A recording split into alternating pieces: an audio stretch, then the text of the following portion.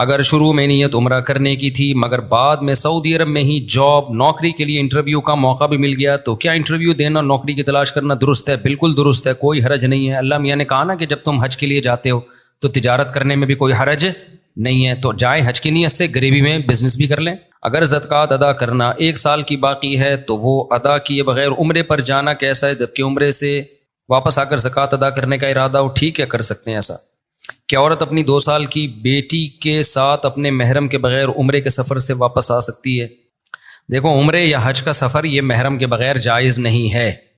شدید ضرورت کے وقت اتنی گنجائش ہے کہ جیسے وہاں سے سعودیہ سے واپس آ رہی ہے، کوئی محرم کا انتظام نہیں ہے تو اس کی مجبوری میں گنجائش ہے کہ وہاں سے، کیونکہ آج کل وہ جہاز میں وہ فتنے کا اندیشہ نہیں ہوتا جو پہلے ہوا کرتا تھا۔ پہلے سفر میں نا اتنا لمبا عرصہ سفر ہوتا تھا، تو احتیاط کے تو بہرحال خلاف ہے، لیکن مجبوری ہے، کوئی نہیں ہو رہا انتظام تو پھر گنجائش ہے اس کی۔ لیکن عمرے کے دوران جو ہے نا جاتے ہیں، 10 دن کا عمرہ ہے، 20 دن کا عمرہ ہے، یا 40 دن کا حج کا سفر ہے، یہ بڑی لمبی ٹریولنگ ہوتی ہے، اس میں بغیر محرم کے جانا بالکل جائز نہیں ہے، اور اس میں بہت زیادہ فتنے ہیں بغیر محرم کے عورت کے۔ لوگ یہ سمجھتے ہیں کہ ہم عورت کے ساتھ مقدس سفر پہ جائیں گے تو فتنہ نہیں ہوگا، یہ بالکل بچکانا بے وقوفوں والی باتیں ہیں۔ مرد اور عورت جہاں اکٹھے ہوں گے ایک دوسرے کی طرف اٹریکشن ہوگی، چاہے حج کا سفر ہو، چاہے عمرے کا سفر ہو، چاہے وہ فلم دیکھنے جا رہے ہوں۔ اس کا سینما گھر سے، فلم سے، حج سے کوئی تعلق نہیں ہے۔ اور حج میں بہت زیادہ فتنہ ہوتا ہے۔ اگر کوئی جوان خاتون حج میں چلی گئی، ان کا کوئی محرم نہیں، حاجیوں کو بہت ٹائم ملتا ہے اس کو پٹانے کا، بہت موقع ملتا ہے حاجیوں کو، پتہ ہوتا ہے پیچھے ابھی کوئی مرد نہیں ہے تو وہ خدمت کرنا شروع کر دیں گے۔ کوئی بھی کہیں بھی کسی کو کوئی خوبصورت اور نظر آتی ہے نا، سب خدمت کرتے ہیں، یہ میں نے دیکھا ہے۔ سفر میں، حج میں، عمرے میں، کہیں بھی کوئی انٹی ہوں، جوان ہوں، خوبصورت ہوں، ہر آدمی کا دل چاہتا ہے کہ اللہ کو خوش کرنے کے لیے ان کی خدمت کرے وہ، یہ ہر آدمی، سوائے بہت ہی جن کے دل میں اللہ کا خوف ہوتا ہے، وہ ایک آدھ وہ ریزرو رہتے ہیں، ورنہ 99% چاہے داڑھی ہو، نمازی ہوں، حاجی ہوں، مفتی ہوں، بزرگ ہوں، قاری ہوں، انجینئر ہوں، ڈاکٹر ہوں، سب کا دل چاہتا ہے کہ یار میں ان کی جتنی خدمت کر سکتا ہوں میں کروں۔ یہ کرتے ہیں لوگ، ٹھڑک مردوں میں اللہ نے رکھی ہے، یہ نکالی نہیں جا سکتی، یہ حج کرنے سے ختم نہیں ہوتی ہے، خوب سمجھ لو۔ حج میں کوئی چیز نہیں ہے جس سے اندر کے مردانہ پن کم ہو رہا ہو۔ نماز میں کوئی ایسی چیز نہیں ہے جس سے آپ کے مردانہ ہارمونز یا ٹیسٹوسٹیرون لیول جو ہے وہ آپ کا کم ہو جائے، بلکہ بڑھتا ہی ہے۔ یہ ٹیسٹوسٹیرون جو ہے نا، ایک مردانہ ہارمونز ہوتے ہیں مردوں میں، یہ جب تک ہوتے ہیں تو آدمی رہتا ہے، اس کی عورت کی طرف اٹریکشن ہوتی ہے۔ جیسے جیسے آدمی کی عمر بڑھتی ہے، یہ ٹیسٹوسٹیرون لیول آہستہ آہستہ کیا ہوتا ہے؟ کم ہونا شروع ہوتا ہے۔ 16 سال میں پیک پہ ہوتا ہے، یہ 16 سال کی عمر میں یہ ابل رہا ہوتا ہے، ٹھیک ہے نا، اتنا زیادہ ہوتا ہے۔ 16 سال کے بعد آہستہ آہستہ کم ہوتا ہے۔ 16 سال کی عمر میں بہت پیک پہ ہوتا ہے یہ، تبھی شہوت سے بھرا ہوا ہوتا ہے۔ نائٹ فال 2 دفعہ لڑکوں کو ہوتا ہے 16 سال کی عمر میں۔ دوپہر سوئے، کہتے ہیں نا ٹرک الٹ گیا، پھر رات کو سوئے، پھر ٹرک الٹ گیا، پھر غسل کر کے سوئے، فجر سے پہلے پھر الٹ گیا۔ یہ 3 دفعہ تو ٹرک لوڈ بھی ہو رہا ہے، الٹنا اس کی علامت ہے کہ لوڈ ہو رہا ہے نا۔ تو 30 سال میں نائٹ فال نہ ہونے کے برابر ہے۔ جب 30 ایئرز انسان کی ایج ہوتی ہے نا تو وہ نہ ہونے کے برابر ہوتا ہے، اور 40 سال میں بہت کم ہو جاتا ہے، پھر تو بہت ہی یعنی میرڈ آدمی میں تو یوں کہو کہ ہوتا ہی نہیں ہے پھر اس کو، الا یہ کہ وہ سفر میں چلا جائے کہیں بہت دور۔ تو اب یہ جو ٹیسٹوسٹیرون جو مردانہ ہارمونز ہیں نا، یہ جب بات چلی پڑی ہے تو مردانہ کی جہاں بات آئے گی، نوجوانوں کو بڑی دلچسپی ہوتی ہے کہ یار یہ ہارمونز بڑھیں گے کیسے۔ اب آپ کو نا اب دماغ میں یہ چیز آ رہی ہوگی، یار مفتی صاحب یہ چھوڑو، محرم کے بغیر جانا چاہیے نا محرم، اب یہ ہوتا ہے کہ ہارمونز بڑھیں گے کیسے؟ تو یہ بھی بتا دیتا ہوں، آپ ڈاکٹروں سے تحقیق کر لیں، یہ جو ہارمونز بڑھتے ہیں نا، یہ کوئی ایسی میڈیسن نہیں ہے۔ آج کل لوگ مردانہ قوت کی دوائیں کھا رہے ہوتے ہیں، یہ کھا لو، یہ کشتہ کھا لو، یہ پشتہ کھا لو۔ او بھائی، نارمل آپ کی صحت اچھی ہوگی تو آپ سب کچھ ٹھیک ٹھاک ہوگا آپ کا۔ تو جب اوور آل صحت خراب ہوتی ہے تو آپ پورے خراب ہونا شروع ہو جاتے ہیں۔ تو اوور آل اپنی صحت کو اچھا رکھو، اس میں سب سے اہم چیز یہ ہے چینی چھوڑ دو، کوکنگ آئل، بولو بھائی چھوڑ دو، یہ جو آپ کوکنگ آئل کھا رہے ہو، پکا کے چیزیں، یہ کیا کرو؟ چھوڑ دو۔ چینی کیا کرو؟ آپ طاقت بنانا چاہتے ہو کھا کے، کھانے سے نہیں بنے گی، کچھ چیزیں چھوڑنی پڑیں گی۔ جب کچھ چیزیں چھوڑو گے تو جو کھا رہے ہوگے وہ ٹھا کر کے باڈی کو لگیں گی۔ ہوتا یہ کہ ہم جو میٹھا زیادہ کھاتے ہیں نا، پھوڑتے پھاڑتے رہتے ہیں، روٹی میں بھی کاربوہائیڈریٹ بہت زیادہ ہے، چاول میں بھی بہت زیادہ ہے۔ جب یہ دیکھو، یہ جم میں جاتے ہیں، یہ میری بات کی تائید کریں گے، یہ ہمارے ایک زمانے میں انگلش کے ٹیچر تھے یہ، تو کچھ دن میں نے ان سے انگلش پڑھی ہے، یہ بھی میری بات کی تائید کریں گے۔ لیکن آپ ڈاکٹروں سے پوچھ لیں وہ تائید کریں گے. جب ہم شوگر والی چیزیں زیادہ کھاتے ہیں نا, جو فل کارب ڈائٹ ہے, چاول, روٹی اور اللہ بھلا کرے آلو میاں آپ زیادہ کھاؤ گے نا, تو اس سے ہوتا یہ ہے کہ ہماری باڈی کا شوگر لیول بڑھتا ہے, پھر انسولین نکلتی ہے اس کو کنٹرول کرنے کے لیے. تو ہماری باڈی سارا دن شوگر ہی کے خلاف فائٹ کرتی رہتی ہے. جو باڈی کو اور بہت ساری چیزیں چاہیے نا, کچھ جذب کرے ہماری باڈی میں, آئرن جذب ہو, جو بہت سارے منرلز ہیں, وائٹامنز ہیں, وہ جگہ نہیں بنا پاتے اپنی. سمجھتے ہو, وہ جگہ نہیں بنا پاتے. دیکھو اس کی مثال ایسے ہے جیسے لوگ دودھ پیتے ہیں نا ناشتے کے بعد. اب آپ نے 2 پراٹھے کھا لیے, اب جب آپ 2 پراٹھے کھا کے دودھ پیو گے تو دودھ آپ کی باڈی کا حصہ بنے گا؟ وہ تو پراٹھوں سے بھر گئی ہے نا باڈی کو, تو وہ پراٹھے ایڈجسٹ ہونے میں ہی 6 گھنٹے لگا دے گی. وہ کیا خیال ہے پراٹھے ہضم ہونے میں؟ تو وہ باقی چیزیں تھوڑی اس کو موقع ملے گا. تبھی آپ نے دیکھا ہوگا اکثر حکیم لوگ دوا بتاتے ہیں جی صبح نہار منہ کھانی ہے. وہ کیوں بتاتے ہیں؟ صبح نہار منہ آپ کا معدہ خالی ہوتا ہے, وہ قوت جاذبہ اس میں ہوتی ہے, جذب کرنے کی طاقت اور صلاحیت ہوتی ہے. جو چیز ڈالیں گے وہ ٹھا کر کے جذب کرے گا. تبھی افطار میں ہم جو کھاتے ہیں جزو بدن بن جاتا ہے وہ, کیونکہ معدہ خالی ہوتا ہے اور باڈی میں شوگر نہیں ہوتی, ہماری شوگر کی کمی ہوتی ہے, تو وہ باڈی مانگ رہی ہوتی ہے. تو جو ڈالیں گے نا باڈی کے اندر کھائیں گے وہ جزو بدن بنے گا. اب جب آپ نے روٹی چاول اپنی خوراک میں زیادہ بنایا ہوا ہے, زیادہ حصہ کھا رہے ہیں, تو شوگر کو ہضم کرنے میں ٹائم لگتا ہے. انسولین جو ہم ٹون ہو جاتے ہیں نا میٹھا کھا کے, آپ نے دیکھا ہوگا میٹھا کھا کے ہم ٹون ہوتے ہیں نا, وہ ٹون ہونے کی ایک وجہ یہ بھی ہے کہ ہماری باڈی کو ورک کرنا پڑتا ہے. تو باڈی کا سارا بوجھ جو ہے وہ شوگر کو کے لیول کو کنٹرول کرنے میں لگ رہا ہوتا ہے.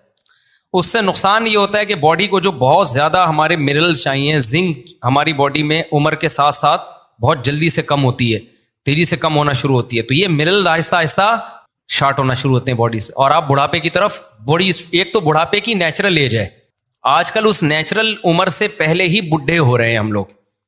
تو اس لیے آپ چاہتے ہو نا آپ کی صحت اچھی ہو جائے, تو آپ کو اینٹی ایجنگ چیزیں کھانی پڑیں گی.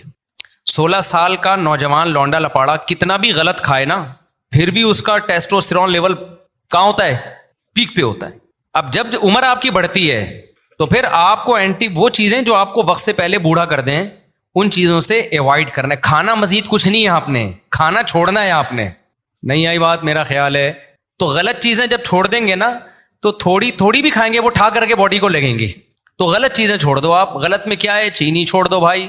جتنے بھی کوکنگ آئل آ رہے ہیں ان کو گھر سے ہمیشہ کے لیے نکال دو, ان کی جگہ دیسی گھی لے آؤ.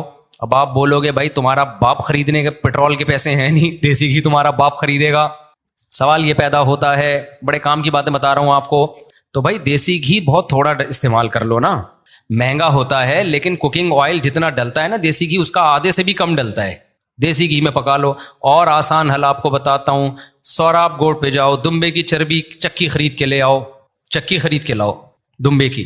اس میں بڑے منرلز ہوتے ہیں, بہت سارے جو ہماری باڈی کو چاہیے نا اس میں ہوتے ہیں وہ چکی میں. آپ نے کیا کرنا ہے, چکی کو تھوڑے تھوڑے ٹکڑے کر کے ہانڈی میں, اسٹیل کی دیگچی لے لو کیونکہ سلور کے برتنوں میں نہیں پکانا چاہیے چیزوں کو. تو آپ نے کیا کرنا ہے, وہ چکی کو لے کے آپ نے ہلکی آنچ پہ اس کو پکانا شروع کرو. میں ایک دفعہ غلط تجربہ کر چکا ہوں, میں اپنے تجربوں سے آپ کو چاہ رہا ہوں فائدہ پہنچاؤں. آپ نے اس چکی کو ہلکی آنچ پہ پکانا شروع کرنا ہے, تھوڑا سا پانی ڈال لو, بے شک کوئی حرج نہیں ہے. تو جب اس کا تیل نکلنا شروع ہو جائے نا تو اس کو جیسے جیسے گھی نکلتا جائے اس کو الگ برتن میں نکالتا ہوں. میں نے غلطی یہ کی تھی کہ وہ میں نے کہا جب آخری دم تک تیل نکلے گا نا تو نکالتا رہوں گا, اس میں جل جاتا ہے کیونکہ جو پہلے چربی میں آئل نکل چکا ہے وہ جل جاتا ہے. تو جیسے جیسے اس کو آئل نکلتا جائے اسے دوسرے برتن میں نکالتے جاؤ. پھر آخر میں جب آپ کو لگے گا نا یہ جلنے لگی ہیں بوٹیاں تو پھر چھوڑ دو اس کو. تو وہ جو تیل نکلے گا, وہ جو گھی نکلے گا, اسے اپنے وہ آپ کسی ٹھنڈا کر کے اس کو سیو کر لو. اور پھر میرے بھائی اپنی امی سے بولو, جو بچے ہیں جو شادی شدہ ہیں وہ اپنی بیگم سے بولیں اپنی ذمہ داری پہ کہ کھانا اسی میں پکے گا. یہ تھوڑا ڈلے گا, یہ زیادہ نہیں ڈلتا, تھوڑا ڈلے گا. پراٹھا کس میں پکے گا بول لو نا, اس میں مزہ نہ آئے پیسے واپس. اس سے آپ کا جو ٹیسٹوسٹیرون لیول ہے وہ ابلنا شروع ہو جائے گا. سمجھ رہے ہو؟ امی کو نہیں سمجھاؤ, امی کو کیا پتا ٹیسٹوسٹیرون کیا ہوتا ہے. ٹھیک ہے, کیا کہہ رہے ہیں, کیا کریں اب امی کو نہیں, پھر اپنے خود کرو نا. میں بھی گھر والوں کو سمجھاتا ہوں, نہیں سمجھ میں آتا نا گھر والوں کے. تو میں نے اپنے لیے ایک الگ فریج لے لیا چھوٹا سا, دمبے کی چربی لا کے اس میں رکھ دی، بقرعید میں لا کے رکھی تھی، اب تک توفیق نہیں ہوئی، اس کا ٹائم ہی نہیں مل رہا، تو ہم بھی باتیں ہی کر رہے ہیں، کھام بھی وہی پراٹھے رہے ہیں ہوٹل کے، لیکن باتیں تو اچھی کرنی چاہیے نا انسان کو. لیکن میں آپ کو صحیح بات بتا دوں، چند دن آپ خوراک پہ کنٹرول کر لو، زندگی بن جائے گی، مزہ نہ آئے پیسے واپس، ایسی زندگی اچھی ہو جائے گی نا، صحت خاندانی ہو جائے گی، آپ کو لگے گا اچھا یار اس کو بولتے ہیں صحت، اس کو بولتے ہیں. ابھی ہم لوگ سب بیمار ہیں، سب بیمار چل رہے ہیں، اتنی گند بلا کھا رہے ہیں نا ہم لوگ. چند دن خوراک پہ کنٹرول کر لو. تو آپ نے کیا کر، دوبارہ سے یار ہم اس کو تو کنٹینیو چلنے دو نا. اچھا میں نے یہ کیا تھا، ہم نے اس دفعہ اونٹ قربان کیا نا، اس میں بہت تھوڑی چربی نکلی، تو میں نے اونٹ کی چربی کا گھی نکالا. میں نے ولاگ نہیں بنایا اس کا، لیکن بنانا چاہیے تھا. تو اب سوچ رہا ہوں دمبے کی چربی کا بناؤں، اس سے لوگوں کو بڑی وہ ملتی ہے نا، بڑی چربی ملے چربی دیکھ کے طاقت آ جاتی ہے ان میں. تو اونٹ کی چربی کا میں نے بنایا تھا، اس کو کاٹ کے نا چربی کو اسی طرح پکا کے، اونٹ میں چربی بہت تھوڑی ہوتی ہے، تو 2 بوتلیں اتنی بڑی بڑی گھی نکل آیا تھا اس کا. تو میں جس ہوٹل سے پراٹھے منگواتا ہوں نا، مجھے ہوٹلوں کے پراٹھے پسند ہیں، تو اس ہوٹل والے کو میں نے وہ گھی رکھوا دیا اس کے پاس کہ اس چربی میں پراٹھا بنا کے دو. تو وہ میں نے پورا ختم کر دیا الحمدللہ. اونٹ کی چربی تو بہت مفید ہے صحت کے لیے. تو یہ جو کوکنگ آئل ہے نا، اس سے آپ اپنی جان چھڑائیں، ورنہ یہ آپ کی جان لے لے گا. جب بیمار ہو گئے نا، اتنے یار ایسے بچوں کے کڈنی فیل، شوگر اتنے چھوٹے چھوٹے بچوں کو ہو رہی ہے.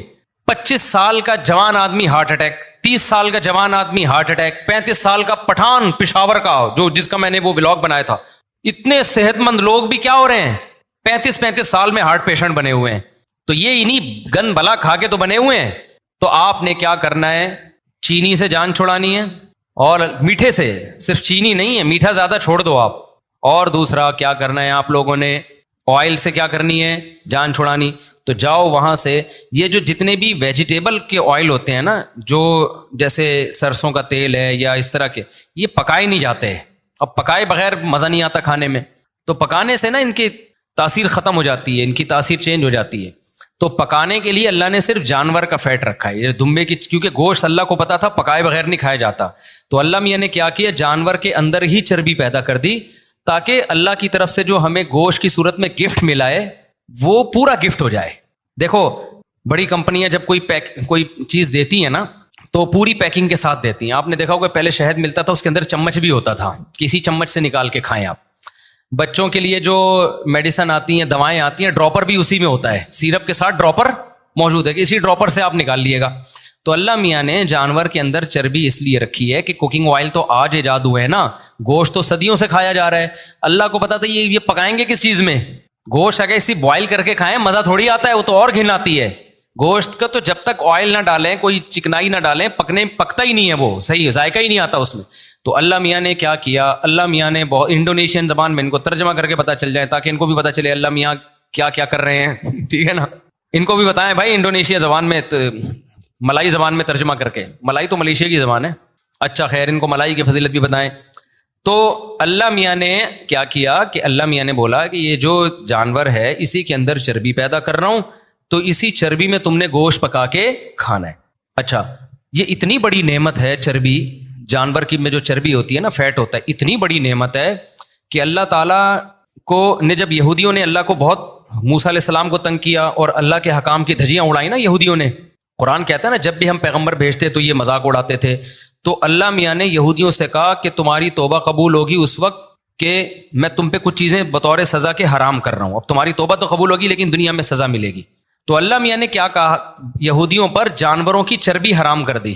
تو چربی جو حرام ہوئی ہے یہ بہت بڑی نعمت تھی جس سے اللہ نے یہودیوں کو محروم کیا. وَحَرَّمْنَا عَلَيْهِمْ شُحُومَهُمَا، اللہ کہتے ہیں ہم نے اونٹ کی چربی، گائے کی چربی ان پہ حرام کر دی، جانوروں کی چربی، کہ گوشت اب چربی میں نہیں پکانا تم نے. تو آپ مجھے بتاؤ اگر یہ جانوروں کا جو فیٹ ہے یہ انسان کے لیے نقصان دہ ہوتا تو اللہ اس نعمت کو یہودیوں سے چھینتے ہیں بھائی؟ بلکہ اللہ، یہودی کہتے ہیں اللہ تو ہم پہ اتنا مہربان ہے، ہم گناہ کر رہے ہیں اور تو نے ہم پہ چربی حرام کر دی تاکہ ہم فیٹ کے بغیر گوشت کھائیں اور لائف کو کیا کریں، انجوائے کریں. اللہ کو پتا تھا اس چربی میں وہ کچھ ہے جو گناہگاروں کے لیے سوٹیبل نہیں ہے، مت کھاؤ، مزے کی چیز ہے، تمہیں پابندی ہے تم پہ کھانے پہ، سمجھتے ہو؟ تو اس کا پتہ چلتا ہے کچھ ہے اس میں. ہم نے کیا کیا، ہم سے کچھ ایسے گناہ ہوئے کہ ان گناہوں کی وجہ سے اللہ نے کہا تم پہ ایسے حرام کروں گا کہ تمہیں ندامت بھی نہیں ہوگی. وہ اللہ تعالیٰ نے ایسا کیا کہ ہم سے جب گناہ ہوئے نا تو اللہ تعالیٰ نے جو کوکنگ آئل والی کمپنیاں ہیں نا ان کو کہا، اللہ یعنی ان کے دل میں یہ بات ڈالی کہ تم لوگ ڈبوں والا تیل نکالو مارکیٹ میں، لوگ خود بخود یہ جانوروں کی چربی چھوڑ کے ڈبے پہ سیٹ ہو جائیں گے آ کے، اور جانوروں کی چربی میں کہیں گے اسمیل آ رہی ہے، اس سے کیا آ رہی ہے؟ اسمیل آ رہی ہے، بیٹا یہ چربی ہٹا کے گوشت کھانا۔ تو یہ زیادہ بڑا ہم سے کچھ گناہ ہوا ہے کہ یہودیوں پہ تو اللہ نے حرام کی، یہودی اس سے ٹینشن میں آئے، ہم خوش بھی ہیں کہ ہم نے چربی سے جان چھڑا لی اور ہم ڈبوں پہ آ کے سیٹ ہو گئے، اس میں خرچہ بھی زیادہ ہو رہا ہے، صحتوں کی ایسی کی تیسی ہو رہی۔ میں ایک ڈاکٹر سے ملا ہوں جو اس فیلڈ کے اسپیشلسٹ ہیں، اس فیلڈ کے خوراکوں کے اسپیشلسٹ ہوتے ہیں نا، وہ کہتے ہیں کہ آج جو ہماری پاکستانی قوم پیسہ بچا رہی ہے نا، اس لیے اچھے والے آئل نہیں لے رہی کہ کوکنگ آئل لیں گے سستے ہوتے ہیں۔ آپ کو پتہ ہے اس سے جو بیماریاں پھیل رہی ہیں اس بیماریوں پہ پیسہ 20 گنا زیادہ خرچ ہو رہا ہے۔ یعنی اگر وہ زیتون کا اوریجنل تیل لے لیتے یا دیسی گھی لے لیتے نا، بیماریوں پہ اتنا خرچ نہیں ہوتا، تو پیسہ ادھر سے بچا کے کہاں خرچ ہو رہا ہے؟ ادھر خرچ ہو رہا ہے، تو لیکن اس پہ خوش ہیں۔ اب ایک آدمی کو بیمار ہو گیا، وہ ڈاکٹر کے پاس جا کے اس کے 20 لاکھ روپے خرچ ہو گئے، اس پہ وہ روئے گا نہیں، وہ کہے گا یہ تو مجبوری ہے بھائی قدرت کی طرف سے۔ ابے تو یہ 20 لاکھ دیسی گھی پہ خرچ کر لیتا نا، 5 لاکھ خرچ ہوتے، اور یہ 15 لاکھ وہ گھی تیرے بولتے کیوں نہیں بچا لیتا۔ سمجھتے ہو کہ نہیں سمجھتے ہو؟ تو 2 چیزوں سے سچی مچی کی جان چھڑا لو۔ ایک کوکنگ آئل میں نے نہیں ابھی تک چھڑائی ہے، کم کر دیا میں نے، صبح صرف پراٹھے پھوڑتا ہوں کیونکہ وہ اونٹ سے جو گھی نکالا تھا وہ ختم ہو گیا، دیسی گھی بھی ختم ہو گیا، گائے ختم ہو گئی۔ وہ ہوا یہ کہ ہماری جو گائے تھی جس کا میں نے گھی نکالا تھا، اب وہ گائے کے ساتھ یہ مسئلہ ہوا کہ وہ بیچاری بیمار ہو گئی۔ وہ کیوں بیمار ہوئی؟ ابھی زیادہ باتیں کروں گا، جن صاحب کی وجہ سے بیمار ہوئی وہ پھر ناراض ہوں گے، کسی کی وجہ سے وہ کسی کی غم میں وہ کیا ہو گئی؟ بیمار ہو گئی۔ تو اس کے دودھ کم ہو گیا، جب دودھ کم ہو گیا تو کھا زیادہ رہی تھی، آؤٹ پٹ اس کا مجھے لگا ایک دن یہ مجھے بھی کھا جائے گی۔ یہ گائے اتنا کھاتی ہے نا کہ اگر وہ دودھ نہیں دے رہی تو وہ جائیدادیں کھا جاتی ہے، کیونکہ باندھ کے کھلاؤ نا صبح شام، وہ روزانہ ہمارا خادم اتنے کا چارہ، میں نے کہا بھائی یہ تو مجھے کھا جائے گی تھوڑے دنوں میں بھائی، تو بیمار ہو گئی، وہ میری غلطی سے بیمار ہوئی ہے۔ تو وہ اب جناب کیا ہوا کہ وہ ہم نے بیچ دی ہے، اس لیے اب گھی بھی مارکیٹ سے کیا ہو گیا؟ شارٹ ہو گیا۔ اب ہمارے گھر میں کوئی کہیں اور سے گھی لو اطمینان نہیں ہوتا، اور گھی لو تو ہمارا خاندان اتنا بڑا ہے کہ وہ تو ایک چمچ بھی نہیں آتا، تو اپنی گائے کا ہونا بہت ضروری ہے، تو دوبارہ خریدیں گے انشاءاللہ، صلو علی الحبیب۔ تو اونٹ کی چربی ہم نے نکالی تھی، وہ ہم نے ہوٹل والے کو دی، اب وہ چربی ختم ہو گئی، تو دوبارہ ہم کس پہ سیٹ ہو گئے؟ آئل پہ سیٹ ہو گئے۔ تو میں نکالوں گا اپنے آپ کو اس آئل سے انشاءاللہ دوبارہ۔ میں کچھ ابھی سوراب کوٹ جانے کا ٹائم نہیں مل رہا، اور جو دمبے کی چربی بقرعید کی اب تک پڑی ہوئی ہے فریزر میں، وہ انشاءاللہ اب مجھے دوبارہ یاد آیا، اس کو نکال کے گھی نکالتا ہوں اس کا، وہ بہت مزے کا ہوتا ہے۔ آپ یہ نہ سمجھو، اچھا کسی کو بتائے بغیر کھلاؤ کہ یہ چربی ہے، بتائے بغیر کھلاؤ، وہ بڑی تعریف کرے گا، یار یہ تو بڑا خوشبودار گھی ہے، کہاں سے لیا؟ جیسے ہی آپ نے بتا دیا نا یہ اونٹ کی چربی ہے، الٹی کر دے گا، وہ ایک دماغ خراب ہو چکا ہے، کہا گا یہ دمبے کی چربی ہے، اوہو یار میں تبھی تو کہوں یہ کیا عجیب سا ہو رہا ہے یار، مجھے کیا کھلا دیا۔ یہ ہوتا ہے پروپیگنڈا، جب کسی چیز کے خلاف، جیسے بچوں کو نا دیسی گھی سے آج کل اسمیل آتی ہے، حالانکہ وہ خوشبو ہوتی ہے، اس کے لیے تو ترستے ہیں ہم کہ یار دیسی گھی میں وہ خوشبو آ رہی ہے کہ نہیں آ رہی ہے، اور آج کل کے بچے اس کو کیا کہتے ہیں؟ امی اس میں اسمیل آ رہی ہے، ٹھیک ہے نا، اسمیل آ رہی ہے، اس میں دماغ خراب ہو گیا میرے بھائی، جو خوشبو تھی اس کو آپ کیا کہہ رہے ہو؟ اسمیل کہہ رہے ہو۔ تو جلدی میں بتا دوں آپ نے کیا کرنا ہے۔ میں نا اب صحت کی چیزوں کو لے کر آؤں، میں اوور آل تو آپ جو ڈاکٹر سے ہی رابطہ کریں گے، لیکن کچھ تو بنیادی چیزیں ہیں، لوگ بہت ڈرتے ہیں کہ ہم ہی نہیں کر سکتے۔ میں نے آج سارا دن بیٹھ کے خشخاش کوٹی ہے، سارا دن تو نہیں کہنا چاہیے، 2 گھنٹے خشخاش کو میں نے کیا کیا ہے؟ بولتے کیوں نہیں؟ کوٹا ہے بیٹھ کے 2 گھنٹے۔ اتنا میرے پاس ٹائم ہے نہیں، آج نکالا ہے میں نے، بہت دنوں سے پڑی ہوئی تھی۔ وجہ اس کی ہے کہ آپ کو اپنی صحت کا خیال کرنا ہے، تو خشخاش جو ہے نا، خشخاش کو آپ کوٹیں، ایک بہت بڑے ماہر حکیم ہے، انہوں نے مجھے نسخہ بتایا تھا اور یہ بہت فائدہ مند ہے۔ خشخاش کو آپ کوٹ کے نا اس کا دودھ نکالیں، وہ نچوڑتے ہیں نا دودھ نکلتا ہے اس۔ اب میں پورا نہیں بتا رہا نسخہ کہ مجھے قبلہ حکیم سمجھنا شروع کر دیں آپ لوگ۔ اور ناریل کا پانی نکالو آپ، اور پستہ اور یہ بادام شدام، یہ 2-4 چیزیں یہ اپنے خرچے پہ کھا لیا کرو، زیادہ فری ہونے کی ضرورت نہیں ہے، بس میں یہاں میں ریسیپیز نہیں بتاؤں گا۔ تو اچھا ایک ریسیپی میں بتا دیتا ہوں، جو بہت ہی باریک لونڈے لپاڑے ہیں نا کراچی کے گٹکے والے، ان کے لیے ابھی بتاؤں گا تو بات بہت لمبی ہو جائے گی، ان کے لیے میں ایک ریسیپی بتاؤں گا دیسی، کیونکہ وہ تجربہ ہے، وہ کچھ میوہ جات ہیں وہ میں بنا کے بتاؤں گا انشاءاللہ، تو وہ جتنے باریک باریک لونڈے لپاڑے ہیں نا گٹکے کی وجہ سے یا ویسے ہی ان کی ایکس رے رپورٹ قمیض اتارتے ہی پسلیاں نظر آتی ہیں, وہ نسخہ استعمال کریں, انشاءاللہ ہٹے کٹے ہو جائیں گے. وہ بہت زبردست چیز ہے. وہ مجھے بتائی تھی جب میں 18 سال کا, میں بہت باریک تھا, بہت باریک. تو مجھے ایک حکیم نے بتائی تھی وہ, اور وہ اس میں کوئی نقصان دہ چیز نہیں ہے, بہت زبردست چیز ہے وہ, بہت صحت اچھی ہو جائے گی, بال گھنے ہو جائیں گے آپ کے اسکن بڑی زبردست ہو جائے گی, اور جو ہے آپ کا دماغ بہت معطر ہو جائے گا. تو وہ کبھی ریسیپی انشاءاللہ بتاؤں گا میں. وہ ولاگنگ, یہ چیزیں ہم نے ولاگنگ کے لیے, تاکہ ہمارا مذہبی چینل جو ہے نا وہ خراب نہ ہو ان چیزوں سے, ٹھیک ہے نا. اب مذہبی چینل میں ہمارے جناب تقریریں آ رہی ہیں, یہ اور پھر دیسی گھی بنانے کا طریقہ بھی آ رہا ہے, تو اچھا نہیں لگتا. ہم نے کہا یار یہ چیزیں اس چینل سے الگ کرو, دیسی گھی بھی. تو خیر, تو آپ نے کیا کرنا ہے, چربی کو پگھلا کے گھی نکال لو, ٹھیک ہے نا. سوراب گڑ جاؤ, وہاں سے دبئی کی خالی چربی بھی مل جاتی ہے, تو چربی کو پکا لو آپ ایسا بہترین. اور پھر کسی کو بتاؤ نہیں کہ چربی ہے, کھلا دو اس کو, کھاتا رہے گا, اس کو پتہ ہی نہیں ہوگا کہ یہ چربی کھا رہا ہوں میں, وہ زیادہ مزہ آئے گا اس کو کھانے میں. تو آپ دیکھو, اگر آپ نے چینی کم کر دی اپنی زندگی سے, اور روٹی چاول ختم نہ کرو, کم کر دو, ختم نہ کرو بلکہ کیا کر دو, کم کر دو. اچھا ایک بات میں, جب آپ روٹی چاول کم کرو گے نا تو آپ کو کمزوری محسوس ہوگی. مجھے اس اشکال کا کہیں جواب نہیں ملتا تھا کہ یار ہم جب روٹی چاول کم کھاتے ہیں تو ویکنس محسوس ہوتی ہے, کمزوری محسوس ہوتی ہے, ایسا لگتا ہے کہ جسم میں کمی ہے. تو پھر ہم دوبارہ کھانا شروع کر دیتے ہیں کہ ہم اپنے آپ کو کمزور کیوں کریں. پھر مجھے ایک ڈاکٹر کے پاس سے اس کا جواب ملا. میں نے بی بی سی کا جو میڈیکل سائنس کا پیج ہے اس پہ بھی دیکھا. یہ بی بی سی میں تو بڑی مستند, اکثر 99% تو بڑی مستند رپورٹیں آتی ہیں میڈیکل سائنس کے حوالے سے. وہاں سے بھی تصدیق ہوئی, ان ڈاکٹر سے بھی. ہوتا یہ ہے کہ میٹھے کی نا انسان کو ایسے عادت پڑتی ہے جیسے چرس کی عادت. میٹھے کو نشہ ڈکلیئر کیا ہے ڈاکٹروں نے, یہ ایک نشہ ہے. جب آپ میٹھا کھاتے رہتے ہو نا, تو جب آپ چھوڑتے ہو تو آپ کو جیسے کوئی چرس پیتا رہے یا چائے کا عادی ہو, کافی کا عادی ہو, جب چھوڑتا ہے تو باڈی میں کمی محسوس ہوتی ہے نا. اس کا دل چاہتا ہے میں چائے پیوں, اس کا دل چاہتا ہے میں کافی پیوں. تو وہ جو دل چاہ رہا ہے وہ باڈی میں کوئی کمی نہیں ہے, وہ آپ کے دماغ کی کیا ہے, وہ دماغ کی سوچ ہے, دماغ کو عادی بنا دیا ہے. تو ہماری جو کھوپڑی ہے نا, یہ میٹھے کی عادت اس کو ہو جاتی ہے. اب ہم روٹی میں, چونکہ روٹی میں نشاستہ بہت زیادہ ہے, چاول میں نشاستہ بہت زیادہ ہے. جب آپ روٹی چاول چھوڑتے ہو نا تو آپ کو شوگر کی کمی محسوس ہوتی ہے, آپ کا دل چاہتا ہے میں کھاؤں. اس کا وہ کمزوری نہیں ہے, وہ ایک ایڈکشن ہے, وہ عادت ہے, ایڈکٹ ہو چکے ہیں آپ اس کے. اس کا حل یہ کہ آپ چھوڑ دیں. چند دن تک جب نہیں کھائیں گے نا تو وہ فیلنگ ختم ہو جائیں گی آپ کی. اب میں نے اکثر دیکھا ہے جو لوگ کھانے کے بعد میٹھا کھاتے ہیں نا, میٹھا لازمی کسٹرڈ اور وہ یہ سب کھا رہے ہوتے ہیں, وہ کہتے ہیں یار ہمیں تسلی نہیں ہوتی جب تک کھانے کے بعد ہم آئس کریم نہ کھا لیں یا زردہ نہ کھا لیں یا میٹھا نہ کھا لیں, ہمیں جسم میں کمی محسوس ہوتی ہے. تو وہ کمی نہیں ہوتی, وہ آپ کو چونکہ لت پڑ چکی ہے تو دماغ بار بار آرڈر دے رہا ہوتا ہے کہ بھائی باڈی میں کسی چیز کی کمی ہے. تو وہ کمی ہوتی نہیں ہے, باڈی میں کوئی کمی نہیں ہوتی, دماغ خراب ہوا ہوتا ہے. اس کا حل یہ ہے کہ چھوڑ دو, تھوڑے دنوں تک چھوڑ. 21 دن ایک لمسم ایک ٹائم ہے, 21 دن تک آپ نے چھوڑ دیا تو پھر وہ بری لگنے لگے گی آپ کو.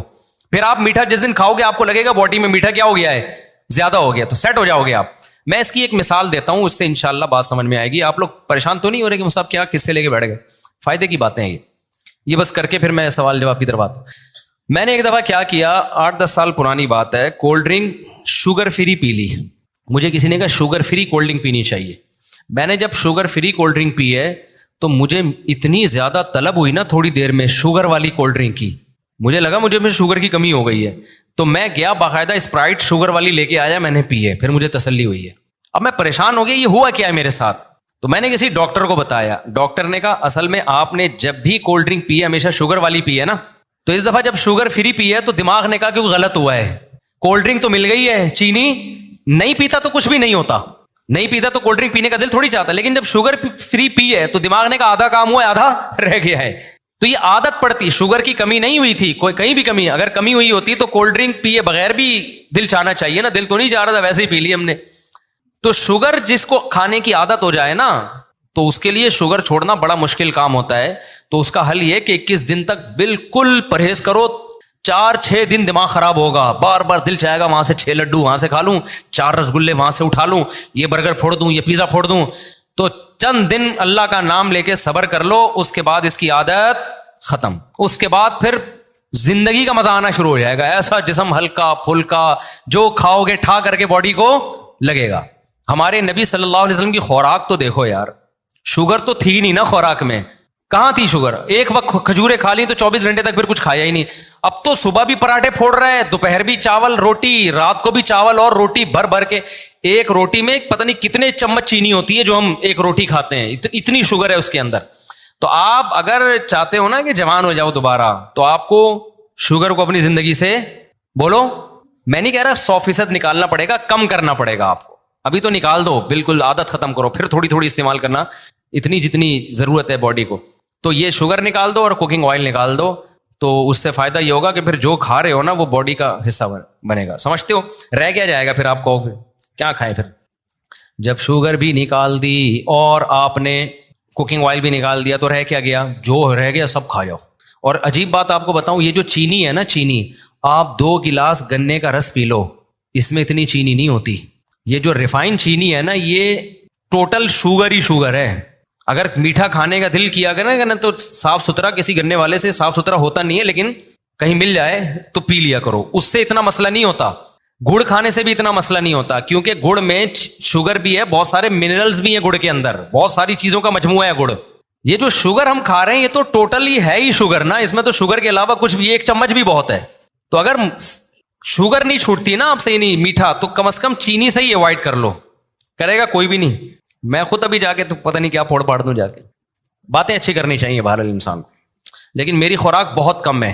کبھی آپ میرے ساتھ سفر کریں نا تو میں کھانے پینے کی باتیں زیادہ کرتا ہوں, کھاتا الحمدللہ بہت. اگر کبھی مجھے آپ پھوڑتے ہوئے دیکھیں, مفتی صاحب دبا کے پھوڑ کے کھا گئے نا اتنے پراٹھے, تو سمجھ لو کہ 2 ٹائم سے کھایا ہوا نہیں ہے. پھر 2 ٹائم کھایا ہوا نہیں ہے, تو ایک ہی ٹائم پہ ہم طبیعت سے پھوڑتے ہیں, اس کے بعد پھر کھاتے ہوتے ہیں. اچھا دوسرا, جب میں طبیعت سے پھوڑتا ہوں تو پھر ایکسرسائز بھی طبیعت سے کرتا ہوں. جب میں دیکھتا ہوں میرا وزن بڑھ رہا ہے, اول تو میرا وزن خدا کی طرف سے کوئی گاڈ گفٹیڈ ہے, بڑھتا ہی نہیں ہے. اتنے پراٹھے اگر آپ لوگ پھوڑنا شروع کر دو نا, آپ تو دھماکے کے ساتھ پھٹ پٹا کے ختم ہو جاؤ.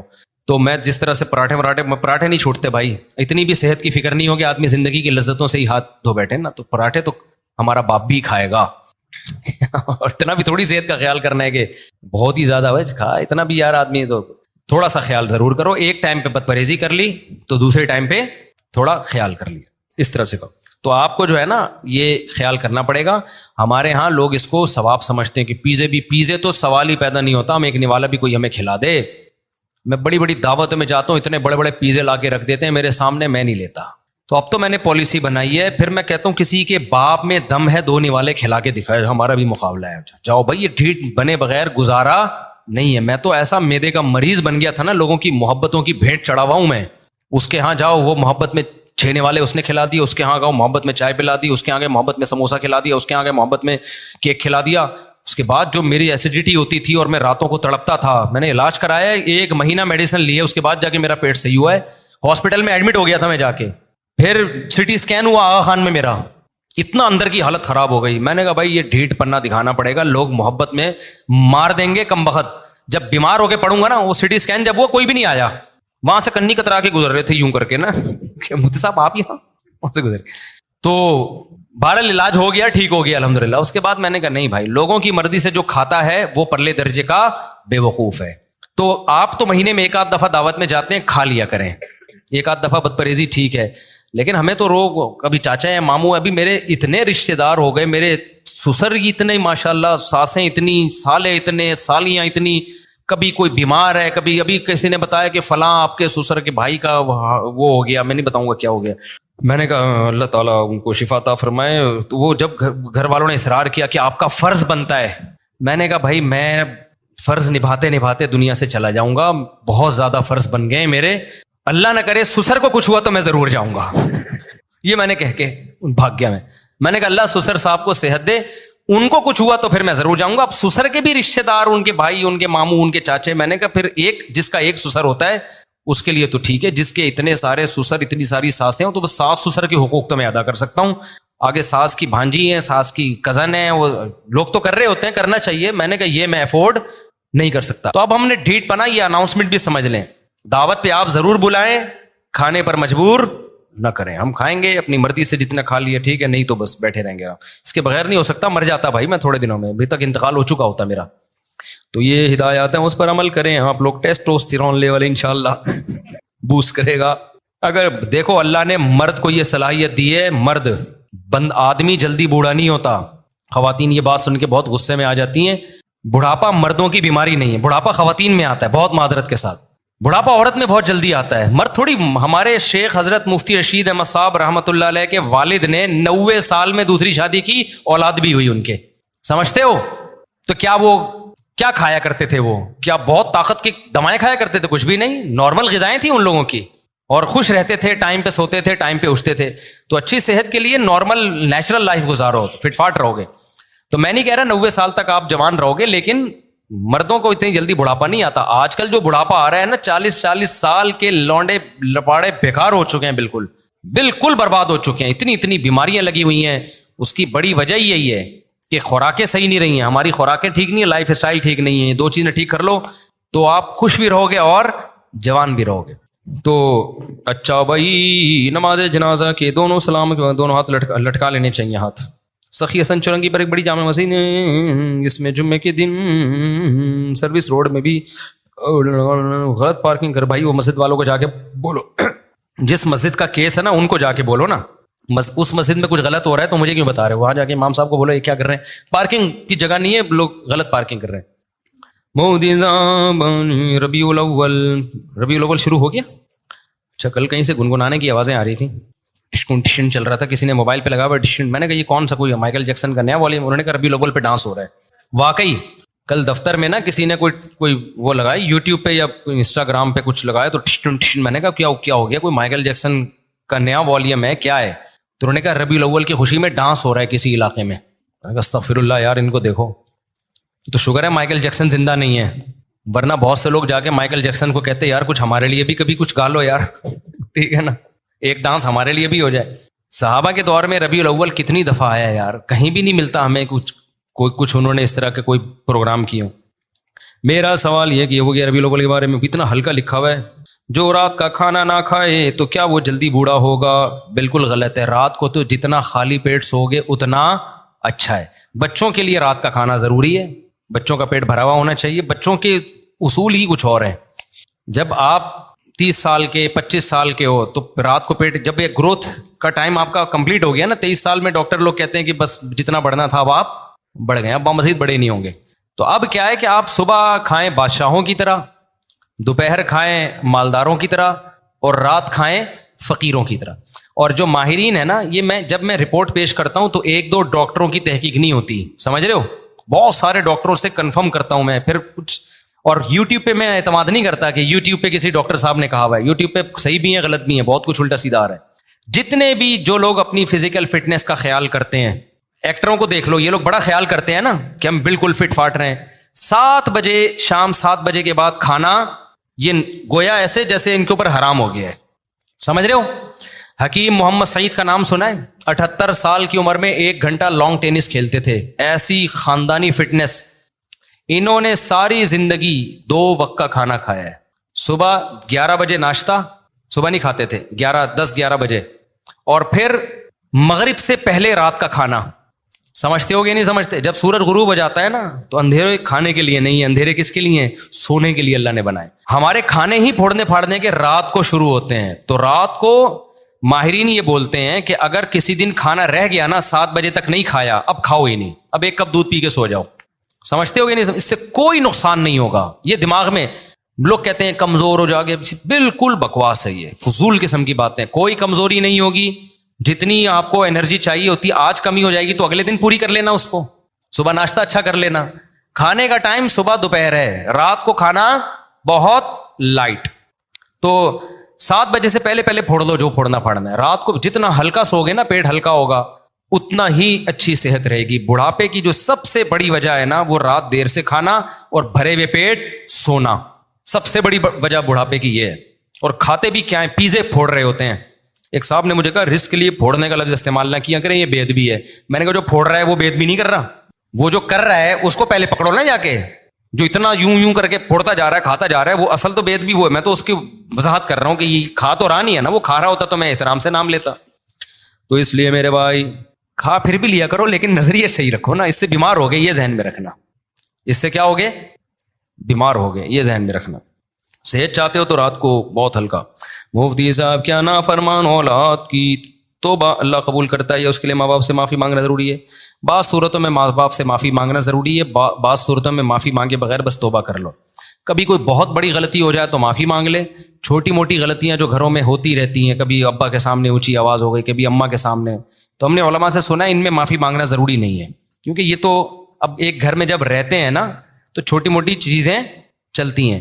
یہاں سے ایک بات یہ بھی بتا دوں، بعض میاں بیوی بڑے حساس ہوتے ہیں، شوہر نے بیوی کو کوئی سخت لفظ بول دیا منہ بنا کے بیٹھ جاتا ہے وہ، اور کہتے ہیں مجھ سے معافی مانگو، پہلے ایکسکیوز کرو۔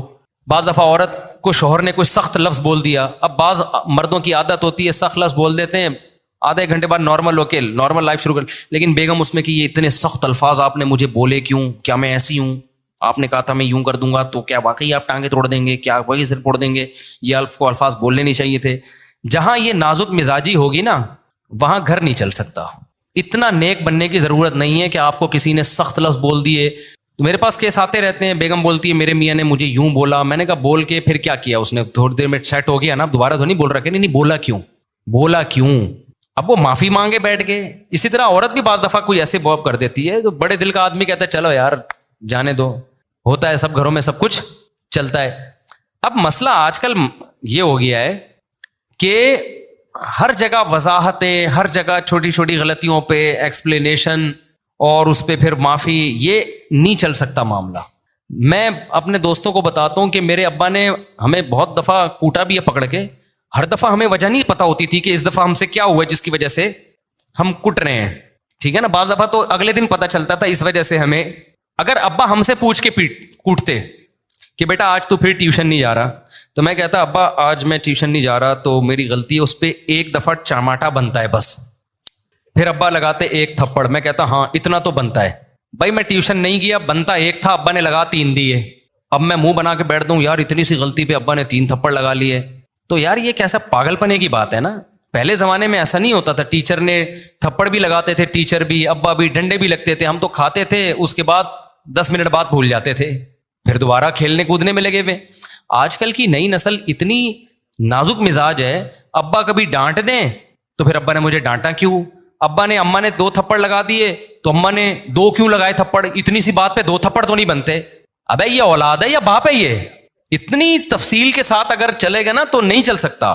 تو میں تو کہتا ہوں اگر بچہ کہہ رہا ہے نا ابا 2 بنتے تھے آپ نے 1 بنتا تھا لگایا کیوں ہے، تو پھر تو باپ کہے گا 2 اور لگاؤں گا میں، بنتا 1 تھا لگے گا 3، تو باپ ہے یا ہم باپ ہیں؟ نہیں یاری بات میرا خیال ہے۔ تو بڑوں کی جو اس طرح کی چیزیں ہوتی ہیں نا یہ گریبی ہیں بھائی، ان کے احسانات بہت زیادہ ہیں۔ اب ان میں آپ اچھا باس کے بارے میں ایسا نہیں کر رہے ہوتے لوگ، باس تو جتنا مرضی ڈانٹ دینا یس سر جی سر یس سر جی سر کرتے رہیں گے کیونکہ جاب کا مسئلہ ہے۔ تو گھر چلتے ایسے ہیں کہ آپ میں تھوڑی لچک ہونی چاہیے، تھوڑا آڑا ترچا دائیں بائیں سب چلے گا مارکیٹ میں۔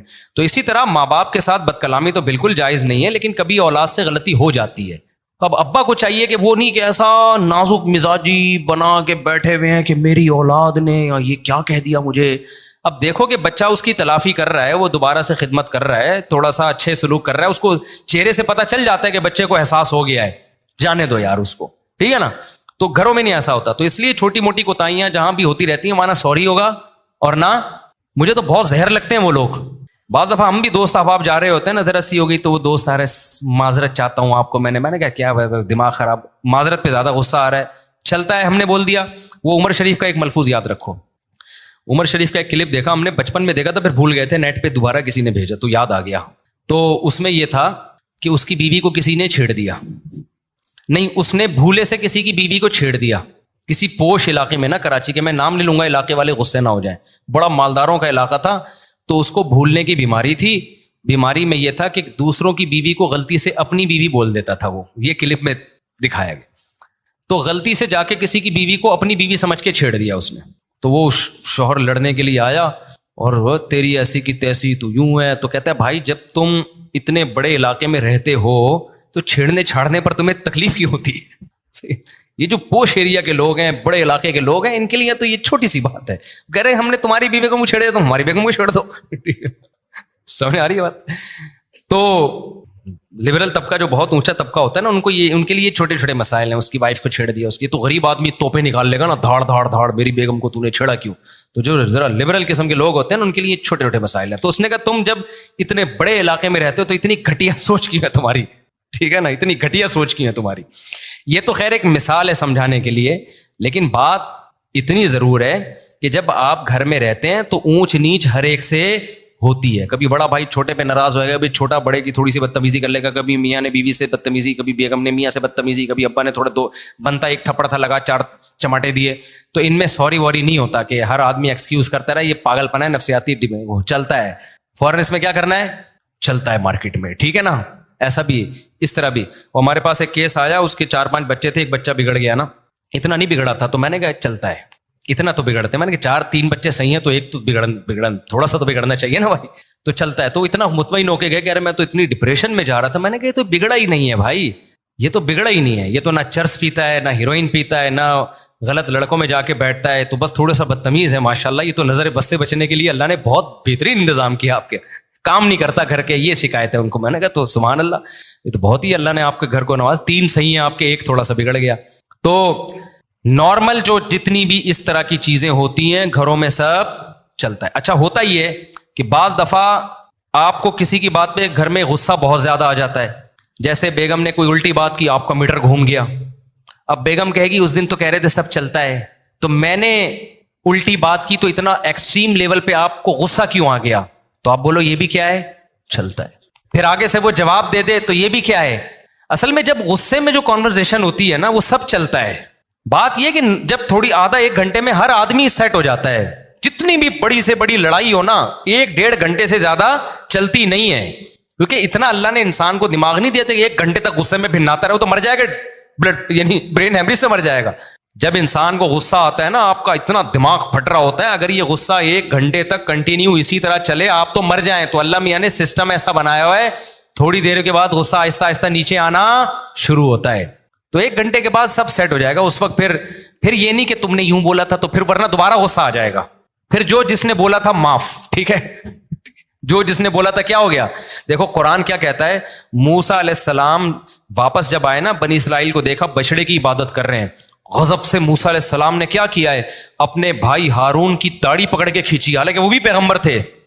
القل الواح اور تورات کی تختیوں کو ایسے مضبوطی کے ساتھ ایک طرف رکھ دیا، جس کو القا سے تعبیر کیا قرآن نے. تورات آپ کے ہاتھ میں تھی، اس کو مضبوطی کے ساتھ ایسے رکھا جیسے بہت غصے میں نہیں ہوتے. اور پھر اپنے بھائی کی داڑھی پکڑ کے ایسے کھینچی ہے، یجرہ الیک، اتنے غصے میں. قرآن کے آتے ہیں فلما سکت عن موسیٰ الغضب، تھوڑی دیر میں موسیٰ کا غصہ کیا ہو گیا، ٹھنڈا. تو پھر کیا کیا ہے، وہ تورات کی تختیاں تلاش کر رہے ہیں. بھائی وہ تختیاں کہاں رکھی ہے، جو میں لے کر آیا تھا. وہ تختیاں اٹھائیں اور پھر اپنے لیے بھی اور اپنے بھائی کے لیے بھی اللہ سے مغفرت کی دعا مانگی. تو جب پیغمبروں کے ساتھ یہ حالت ہوتی تھی، غصے میں بالکل الگ، غصے میں اللہ سے دعائیں نہیں مانگ رہے، کیونکہ غصے میں تو آدمی کہتا ہے میں کس پہ نکالوں غصہ. حضرت موسیٰ کو ہارون پہ غصہ آ رہا تھا کہ میں آپ کو پیچھے چھوڑ کر گیا تھا اور یہ قوم بچھڑے کی عبادت میں لگ گئی ہے. لیکن جب تھوڑی دیر میں حضرت موسیٰ کا غصہ بھی ٹھنڈا ہو گیا تو بجائے بھائی کی داڑھی پکڑ کے کھینچنے کے، قال رب اغفر لی ولی اخی، اے اللہ مجھے بھی معاف کر دے، شاید میری کوئی کوتاہی ہو، میرے بھائی کی کو بھی معاف کر دے اگر ان سے کوتاہی ہوئی ہے. فوراً بھائی کے لیے رحمت کا جذبہ پیدا ہو گیا کہ نہیں ہو گیا. اور پھر القل الواح اور تورات کی تختیاں اٹھائیں اور قوم کو بتانے لگے اس میں یہ لکھا ہے، اس میں یہ لکھا ہے، اس میں یہ لکھا ہے. تو بھائی جب پیغمبروں پہ بھی یہ کیفیات آتی تھیں، غصے میں کچھ اور کنڈیشن اور نارمل کچھ اور، تو ہم اور آپ کس کھیت کی مولی ہیں. تو بیگم بھی غصے میں 2-2 فٹ اچھلے گی، میاں 4-4 فٹ اچھلے گا، کیونکہ وہ اس کو یہ ہے کہ میں سربراہ ہوں، تو یہ اگر 2 فٹ اچھل رہی ہے تو میرا حق بنتا ہے کہ میں کتنے فٹ اچھلوں، میں 4 فٹ اچھلوں. ابا 6 فٹ اچھلیں گے کیونکہ ان کو یہ ہوگا میں کیا ہوں، میں ابا ہوں. اور کم از کم 1-1 انچ اولاد بھی اچھلتی ہے، اگرچہ وہ اولاد ہے لیکن ہے تو انسان نا، غصہ اس کو بھی آئے گا تو کبھی 2 فٹ نہیں تو کم از کم 1 انچ وہ بھی اچھلے گی. اسی اچھل کود میں ہنسی خوشی زندگی گزرے گی. لیکن آدھا گھنٹے بعد 1 گھنٹے بعد سب اچھلنا کودنا بند کر دیتے ہیں، نارمل اپنی اپنی جگہوں پہ بیٹھ جاتے ہیں. اب اس کا حل گھروں میں یہ ہے کہ اب یہ نہیں کہ کس کی غلطی تھی، کس نے کیا کہا، جانے دو، ٹھیک ہے نا. اور کبھی بہت زیادہ اہم بات ہو تو پھر الگ سے بٹھا کے نصیحت کر لو بچوں کو. بہت کوئی اہم بات ہو تو پھر الگ سے بٹھا کے گھر والوں کو، آئندہ بھائی ایسا ہم کریں گے تاکہ یہ دوبارہ نہ ہوگا، پھر بھی دوبارہ ہوگا. اسی طرح زندگی گزرے گی، مر جاؤ گے. 100% کہیں بھی ایسا نہیں ہوتا کہ سارے محبت سے ہی رہتے ہیں. اب تبلیغی جماعت میں ہم نے دیکھا ہے سال کی جماعتیں نکلتی ہیں نا، اس میں بعض دفعہ آپس میں اختلاف شروع ہو جاتے ہیں، اور مدرسوں میں ہو جاتے ہیں، اسکولوں میں ہو جاتے ہیں، یونیورسٹیوں میں ہو جاتے ہیں، ہر جگہ ہو جاتے ہیں. سفر میں آپ 4-6 آدمی جگری دوست ہوں، نکلیں 3 دن 4 دن 1 ہفتہ 10 دن محبت سے، 11ویں دن آپ دیکھو پٹا شروع، وہ اس کی بات دل پہ لے کے بیٹھ گیا، اس نے مجھے یہ کیوں بول دیا، وہ اس کی بات دل، یہ ہوتا ہے، یہ انسان کی نیچر ہے. تو اس میں حل یہی ہے کہ بس جانے دو. نافرمان توبہ ایسا کر کے رات کا کھانا نہ کھائیں تو کیا وہ جلدی بوڑھا ہوگا؟ بتا دیا میں نے رات کا کھانا نہیں کھاؤ، تھوڑا سا بس 7 بجے سے پہلے تھوڑا بہت کھا کے سو جاؤ. باقی میں بھی اس پہ عمل نہیں کرتا، بس باتیں کرنے پہ. ٹھیک ہے یار، نیند ہی نہیں آتی رات کا کھانا نہیں کھاؤ تو. میرے خالو اقبال بخاری دل کے ہسپتال میں داخل ہیں، ان کی صحت کے لیے دعا فرمائے. دل سے دعا ہے جی، اللہ تعالیٰ صحت عطا فرمائے. یہ دیکھو جو دل کا بیماری ہے نا، ڈاکٹروں سے سنا ہے 15 سال آپ بد پرہیزی کرتے ہو تب جا کے آپ کا ہارٹ خراب ہوتا ہے. یعنی اچانک دل خراب نہیں ہو جاتا. 15 سال سے کچھ ایسے غلط پراٹھے کھا رہے ہوتے ہو آپ، اور اتنی غلط چیزیں کھا رہے ہوتے ہو کہ فطرت آپ کو 15 سال سنبھلنے کا موقع دیتی ہے.